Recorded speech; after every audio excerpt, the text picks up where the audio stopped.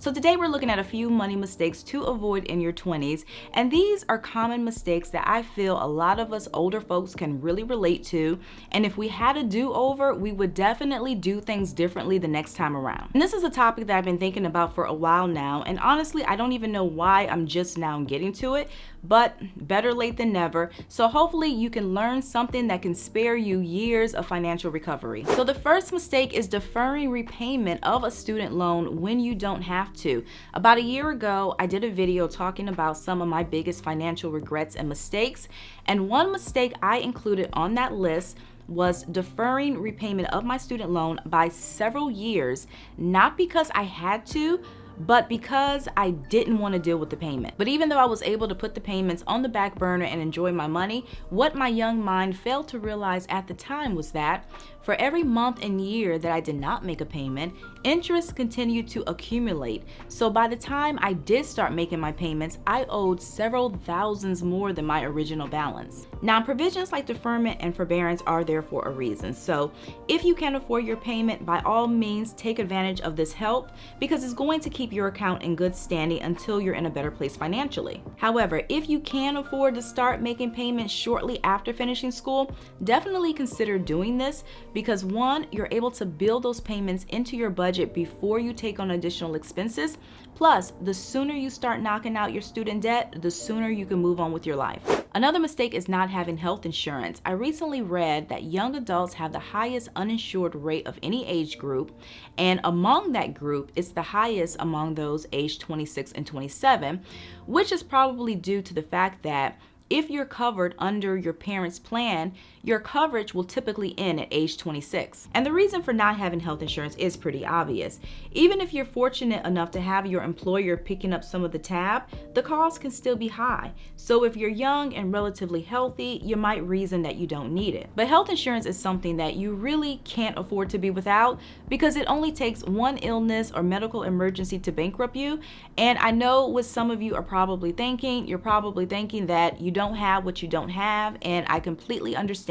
But you should still look into your options and don't assume that coverage isn't possible because you might find a plan that fits into your budget. And just to give you an example, if you are a student, you might be eligible for a student health plan. There are also federal and state programs if you're low income, and there's even the option of catastrophic health plans, which are designed to cover worst case scenarios. So another mistake is moving out too soon, and I know this might hit a nerve with some people, and I was young before, so I completely understand wanting to be independent, wanting to get out there on your own.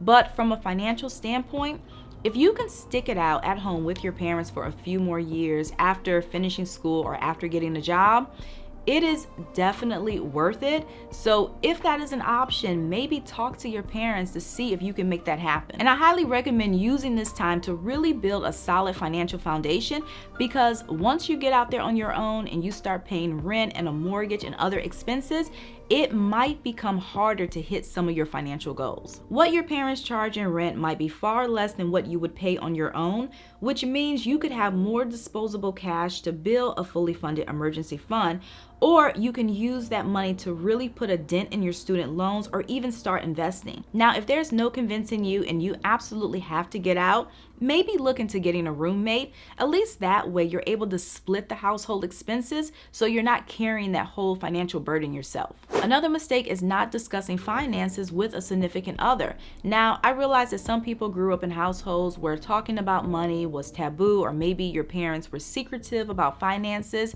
so that's what you're used to.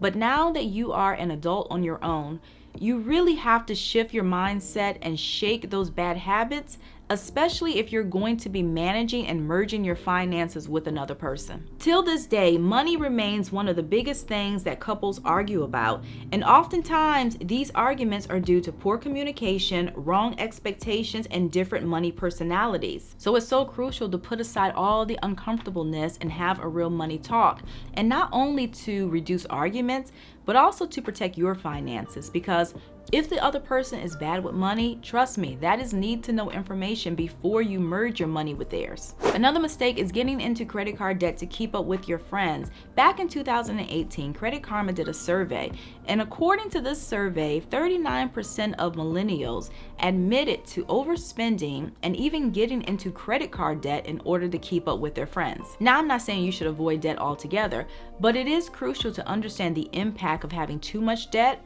because if you get in over your head, it can really prevent you from living the life you want to live, and this goes beyond having high credit card balances. In addition to credit card debt, some people, including older adults, make the mistake of buying too much house to the point where they end up house poor. So starting from a young age, you really have to be careful and keep your debt manageable and reasonable to your income. Some people don't realize until their late 30s or even their 40s or 50s that bigger is not always better. So if you can learn this lesson in your 20s, you might avoid a lot of financial pain and have a much brighter financial future. Another mistake is not saving for retirement right away. Thinking back to my 20s, retirement planning was the last thing on my mind. I'm not even gonna lie. From my standpoint, I had plenty of time to worry about that. But let me tell you, the time, it flies by so quickly. And if you're not careful, the next thing you know, you are a 35-year-old playing catch up. So take as much advantage of early planning as possible.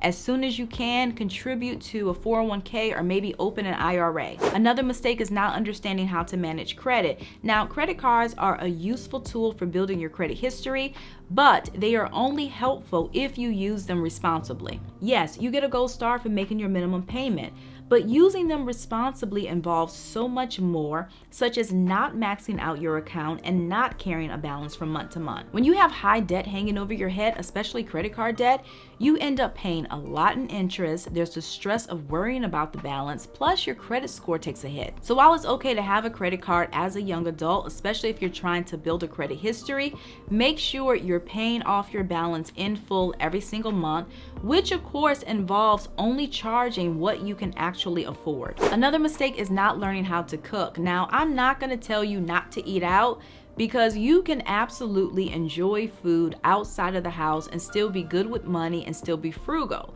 But the key here is really moderation. So this isn't something that you want to do every single day, because eating out every day or even every other day can really break your budget. Daily spending on food might not seem like a big deal, but the cost can add up.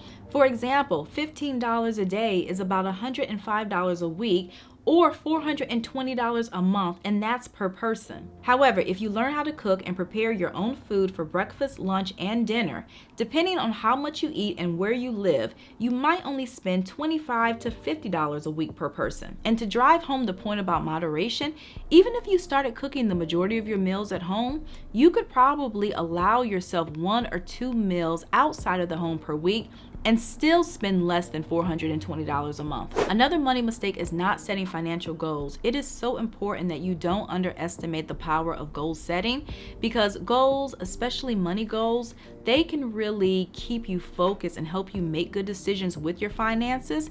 Because without any type of direction, you might just spend your money however you want, because you don't really have a reason to save it. So I recommend sitting down and thinking about where you want to be in the next 1 to 5 years. For example, do you want to move out or buy a house? Would you like to relocate? Do you want to pay off debt? It really doesn't matter the goal. The important thing is that you're working towards something. So the final mistake is forgetting to budget. Now, when it comes to budgeting, that is really personal finance 101. And I know some people might feel that this is a little too obvious, but as soon as you start earning money, you have to start tracking what's coming in and what's going out on a regular basis to ensure that you're spending a reasonable amount on both your needs and wants. Because overspending in either category means that you might not have a lot left for savings and debt repayment.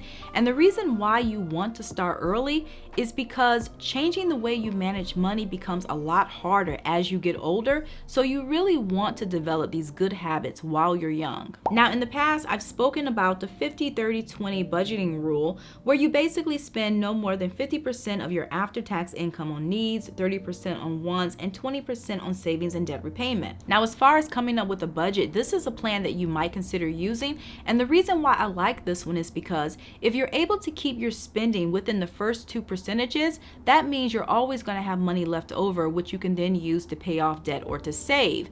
However, if that split does not work for you presently, you might consider another variation based on your circumstances, maybe a 60-30-10 split. So that's all that I have for you guys today. Thank you for watching this video. I really hope that you enjoyed it. And if you did, please give me a thumbs up. And if you haven't already, definitely consider subscribing. I talk a lot about different money topics. So if you like videos like this, I do post every weekend and sometimes during the week. Thank you again for watching, and I'll see you in a few days.